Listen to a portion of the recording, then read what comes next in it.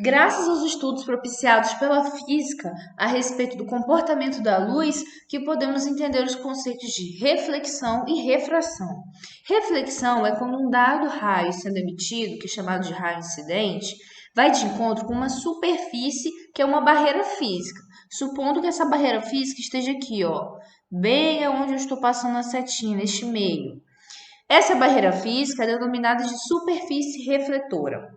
O raio vai bater nessa superfície refletora e vai voltar, tendo seu sentido contrário. E este raio aqui, ó, que volta, né, é chamado de raio refletido. Para não ficar abstrato, a gente ainda pode contextualizar mais. Imagine um chão opaco, né, que é a área a ser iluminada. Este não permite a passagem de luz. O chão absorve parte dessa luz e reflete outra parte. Isso, por exemplo, é chamado de reflexão difusa, é o que permite a visualização do chão. Ou poderia ser uma reflexão total.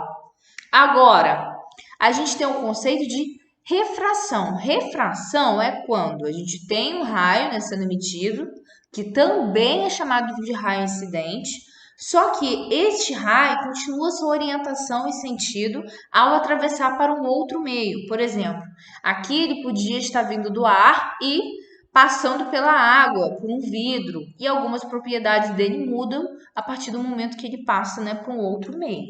Mas é basicamente isso. E podemos exemplificar este funcionamento, esse esquema, em um caso de poluição luminosa. Aqui na nossa exemplificação, temos dois processos, mas vamos focar aqui nesse primeiro, onde a gente vê como a refração ocorre de forma natural. A gente tem, né, os raios que vêm do espaço. Ao chegar na atmosfera terrestre, eles se deparam com uma série de partículas e gotículas que ficam suspensas na atmosfera. A incidência desses raios, dessa luz, nessas substâncias, ocasiona uma refração. Então, a forma como que esses raios chegam aqui até nós, nesta parte da Terra, é diferente da forma como que ele veio em si. Aqui do outro lado, a gente já pode observar um processo forçado, que é um processo negativo, e ele configura o tipo de poluição denominada de brilho no céu. Ele acontece porque, devido a um uso inadequado dos artifícios luminosos, a gente acaba direcionando a luz para cima. Então, o processo de refração acaba acontecendo no sentido contrário, de baixo para cima. E, principalmente nos grandes centros urbanos, há uma grande quantidade de partículas e gotículas de substâncias poluentes que ficam ali pairando o ar. Então, quando esses raios que a gente manda, né, de baixo para cima, se encontram com essas gotículas, acaba ocorrendo a refração. E devido à quantidade de poluentes, dá essa tonalidade amarelada, sabe? E isso ofusca o brilho natural das estrelas. Logo, a gente pode até dizer que os raios de luz que a gente, né, emana para cima não chegam nem à camada mais extrema da atmosfera. O efeito deles é principalmente nessa parte que está mais próxima da gente, onde tem essa concentração de poluentes, atrapalhando principalmente as atividades da astronomia, por exemplo. Agora, a gente pode exemplificar o fenômeno de reflexão. O comportamento de reflexão é observado nos prédios espelhados que não são adaptados. Isto porque eles potencializam a poluição luminosa por refletir raios de luz para diversas áreas que não são as áreas alvo de iluminação, causando transtorno tanto de dia, tanto de noite. À noite é mais observável, né? Onde a gente tem, devido aos raios de luz serem independentes, tanto os raios sendo refletidos para cima, né? Ocasionando todo aquele problema que a gente viu com as aves, por exemplo, tanto para baixo, causando toda uma confusão no cenário, no trânsito. E de dia acontece a mesma coisa. Por mais que nós, seres humanos, estejamos acostumados com prédios espelhados. E isso ocorre porque, devido à falta de fiscalização no momento de elaboração, no momento de construção de prédios como esse, e lógico, devido à total falta de responsabilidade de profissionais envoltos nesse tipo de construção. E mais uma observação: prédios com essa característica acabam potencializando a poluição luminosa em áreas costeiras, causando todo um dano para os seres da vida marinha. Por quê? Se ele reflete luz, vamos imaginar que existe postes nessa região, né, do mar, por exemplo, numa avenida. Vão incidir raios luminosos na sua superfície que vão voltar, sendo direcionados para o mar. Então está sendo jogado, né, direcionado uma grande quantidade de feixes de luz, de raios luminosos para o mar, que não é o objetivo. O mar não é a área alvo de iluminação. E isso é danoso, como a gente vai aprofundar um pouco mais à frente. E esse excesso de luz que chega até nós, seja de forma direta ou por meio da reflexão ou por refração, de forma geral, causa reações, né, no corpo humano que ocorrem de forma mais lenta, acarretando até um dano a longo prazo. E é exatamente por isso que agora a gente vai entrar nesse assunto, né, de metabolismo. Como vocês podem ver aqui nessa imagem, cada organismo, cada ser vivo tem um ciclo biológico considerável normal para que ele possa desempenhar as suas atividades com excelência, as atividades correspondentes ao desempenho da sua espécie. E esse ciclo de atividades metabólicas que mantém ele vivo é chamado de ciclo circadiano. Neste caso aqui, deste exemplo, a gente está falando do ciclo circadiano do ser humano.